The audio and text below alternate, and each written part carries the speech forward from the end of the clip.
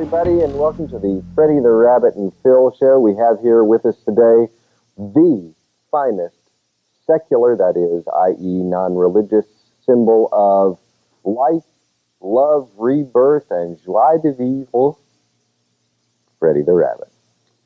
Fred, Hi, it's Philip. good to see you. Good to see you, Good too. to see you in the springtime. Well, Rabbits really come alive the most in the springtime. But I've been thinking about that. Our last show, I wasn't very springy. That was serious stuff. But we were Beowulf is kind of a winter tale. Winter, the and dark. You were talking about that last time. But it fits. Because our theme has been, going into the depths, wrestling with the forces in the darkness, finding that creative power, that bringing it out, coming back into the world. It's springtime, it's resurrection time, but you don't rise from the dead until you're dead, so to speak. You can't rise from the dead until you're dead. You don't bring your great creativity into the light until you've gone into the depths. And we were talking about Beowulf, and I hope they caught the last show, but Beowulf goes into the depths of alone. You pointed that out. You just can't go there with a big party. That the creative artist by yourself. You got to go there by yourself. And he goes in and he gets into this just powerful struggle with Grendel's mother. It isn't Grendel. It isn't what he initially feared.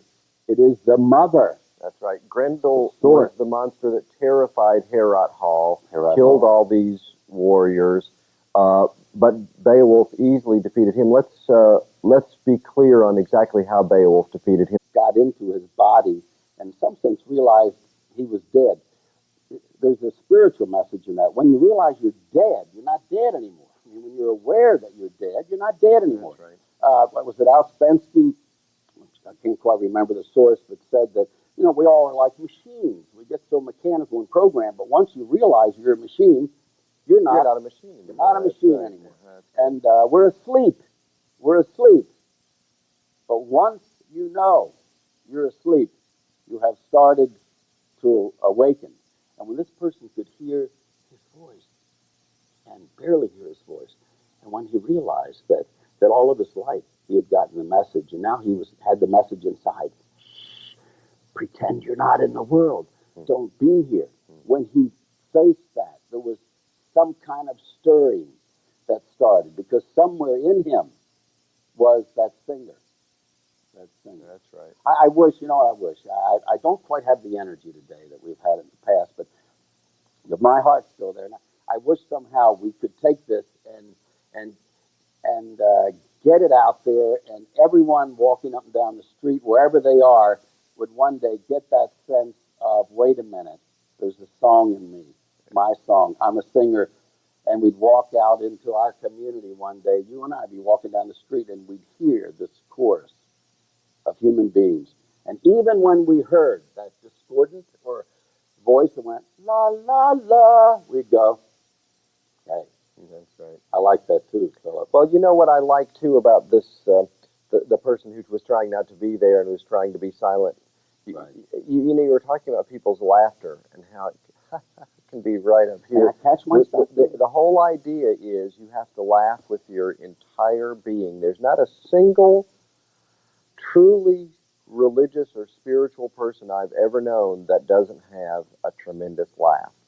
Great. Thomas Merton was known for Thomas Merton was known for his laugh. Someone went to visit him. He fell on the floor.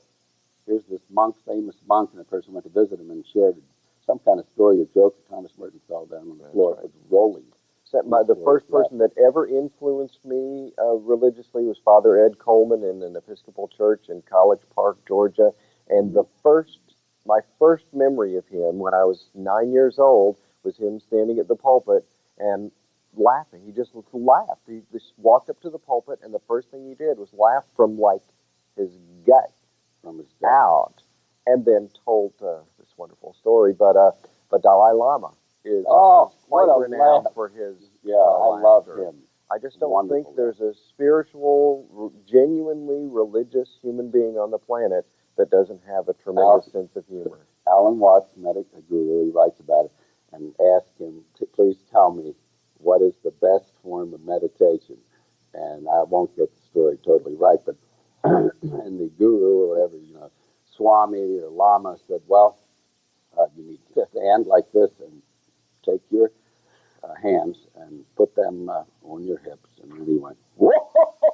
And that's a fake laugh I'm doing now. But, and he, this wondrous laugh rose up out of it. It was a belly laugh, the best form of meditation. And of course, not to push Jesus on the people out there. There's all kinds of people out there that have all kinds of different religious beliefs and orientations, Hindu, Buddhist, etc. And I don't want, but I brought along this drawing of Jesus. Now, look, he's laughing. He's laughing. Now, when I first saw that drawing, I saw it in the Episcopal Church, and I saw it, and I was startled, and I was kind of startled that I was startled.